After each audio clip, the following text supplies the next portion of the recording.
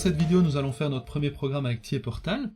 Donc pour programmer un automate dans TIE, il faut venir ici dans Program Blocks et venir ici dans l'Organization Block 1, donc dans l'OB1, dans le main.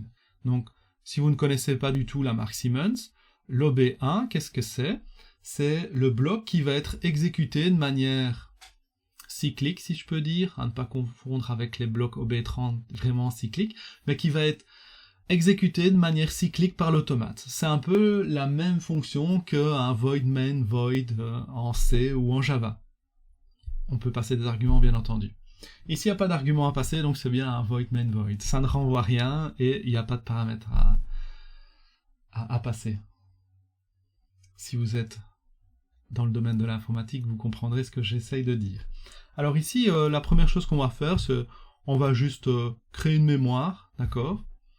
Et cette mémoire, on va écrire dans une sortie, et puis on va créer un autre réseau, et on va inverser finalement cette mémoire pour venir réécrire dans une autre sortie.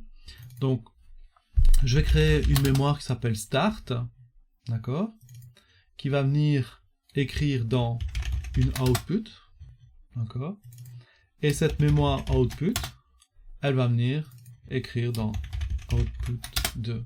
Alors vous voyez que ici, en dessous de mes tags, j'ai une petite ligne rouge, c'est parce qu'ils ne sont pas déclarés, donc TIE me le dit. D'ailleurs, si j'essaie de compiler, je vais voir que j'ai une erreur, il me dit tag start not defined, donc voilà. Donc je peux cliquer droit, il y a plusieurs façons de faire, mais je peux cliquer droit et faire un define tag. Vous voyez que je peux faire CTRL-SHIFT-I, comme insert, si vous voulez. Et là, en fait, il me propose de directement créer pour moi les variables. Donc, il me propose de créer, toujours par défaut, une variable locale temporaire. Moi, ce que je veux, c'est une global memory. Donc, je vais choisir une global memory. Vous voyez qu'il me l'a mappé à l'adresse M00. Donc, je vais faire un define. Et vous voyez que start, maintenant, est à l'adresse memory 00. C'est un booléen qui est dans l'octet 0, bit 0. De la même manière, en faisant directement CTRL-SHIFT-I, vous voyez que je peux définir ici une global memory pour output, et directement il me propose M01 parce que il sait que M00 est déjà pris. Attention à ça parce que tout n'est pas toujours super vérifié au niveau de TIE. Si vous avez envie de mapper deux Word ou 2 bytes l'un sur l'autre, il n'y a pas de problème, TIE vous le fera. Ça va sans vérifier. Donc finalement, il reste juste output 2 à définir. Alors, je vais aller le définir d'une autre façon, dans les PLC tags. Vous voyez qu'ici, j'ai show all tags, et je vais retrouver mon start et mon output en M00 et en M01. Donc je vais créer output 2, je fais Enter, et là, directement, il m'a créé un booléen en M02. Alors faites bien attention quand vous venez ici, parce que si, par exemple, vous spécifiez une adresse physique en I00, à chaque fois que vous allez créer une nouvelle variable, vous voyez qu'il incrémente ici et il reste sur I. Donc, n'ajoutez pas vos 16 variables ici en laissant I et en ne mettant pas M, parce qu'à chaque fois, il va falloir venir éditer comme ça et dire non, je veux un type mémoire, etc., etc. Ce qui est assez embêtant. D'accord ? Donc pour supprimer une ligne, on vient ici, et on fait delete. Et si on veut sélectionner plusieurs lignes, on clique sur Shift, tac, delete. D'accord ? Si je reviens dans mon main, maintenant, tout est défini, et si je fais compilation, vous voyez que tout s'est compilé avec succès. Donc ce que je vais faire, c'est que je vais uploader directement ici, vu que mon automate et toute ma configuration d'upload est déjà configurée, donc je vais uploader ici mon logiciel dans l'automate. Alors en Siemens, on préfère dire download. Donc je download, je télécharge un logiciel dans l'automate. Et quand on parle d'upload, on dit qu'on va chercher le logiciel dans l'automate. Mais dans un premier temps, je préfère utiliser le vocabulaire plutôt utilisé pour les sites internet, donc j'upload dans mon automate un programme. Donc là, mon automate est en train d'être configuré, et je vais lui envoyer le logiciel. Vous allez voir qu'après, quand je vais modifier le logiciel, mes modifications vont se faire quasi instantanément. Parce que je n'enverrai plus, en fait, que les différences dans mes logiciels. Donc, l'upload va se faire de manière incrémentale. Voilà. Notre programme a été downloadé dans le PLC, et que peut-on voir? Rien du tout. Vous n'avez même pas l'entrée-sortie pour tester, donc c'est un logiciel informatique simulé sur votre ordinateur, et vous ne voyez rien. Alors comment voir finalement à l'intérieur de cet automate? En fait, on peut passer l'automate en mode debug. Comment? On peut venir dans certaines zones de TA, venir cliquer sur les petites lunettes. Et là, vous voyez quoi? Vous voyez que je suis à l'intérieur de l'automate. Vous voyez que je suis passé en Go Online, il s'est activé ici. D'ailleurs, je peux faire Go Offline pour quitter l'automate. Hein, j'ai plus de simulation, j'ai plus de debug. Si je reclique sur les lunettes, hop, je suis repassé en mode debug.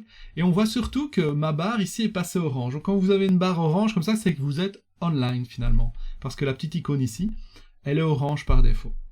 Donc ce que je vais faire ici, c'est que je vais modifier ce que vaut la variable start. Donc pour ce faire, je peux cliquer droit ici, et je peux faire Modify et Modify to 1. Alors vous voyez qu'on peut faire CTRL F2, CTRL F3 pour directement passer à 1 ou à 0. Donc quand je fais ça, vous voyez que Start est passé à 1, et donc Output est passé à 1, et donc Output ici est repassé à 1, et Output 2 est passé à 1. Alors, si je reclique ici et que je fais Modify to 0, vous voyez que tout se désactive. Ça fonctionne bien comme ça doit fonctionner. Alors je peux m'amuser à faire CTRL F3, CTRL F2, CTRL F3, s'il veut bien.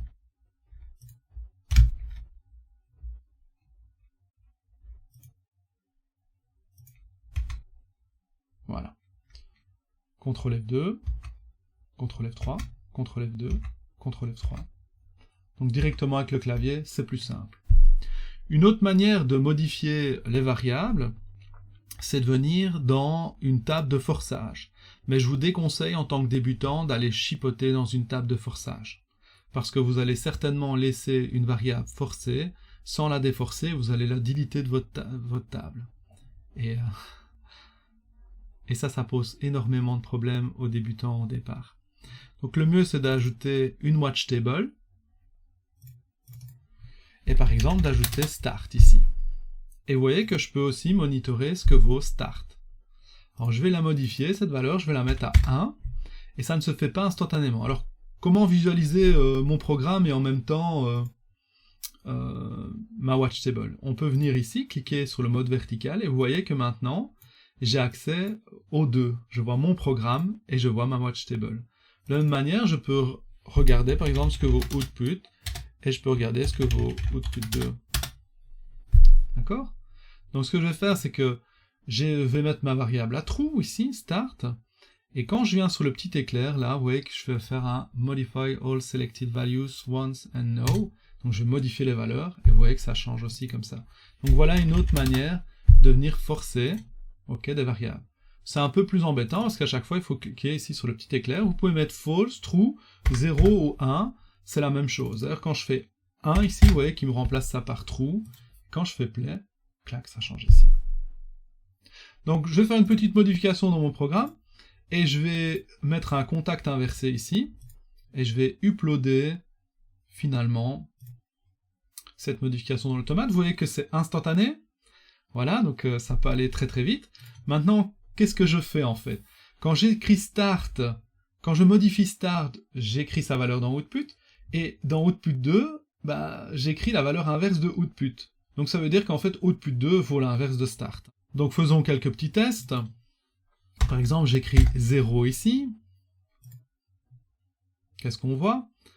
Ceci c'est 0, donc lui c'est l'inverse, donc c'est 1, donc lui passe à 1. Vous voyez que ça passe à true. On voit bien que 1 vaut l'inverse de l'autre. Donc nous allons compliquer un petit peu notre logiciel pour faire un start-stop moteur par exemple.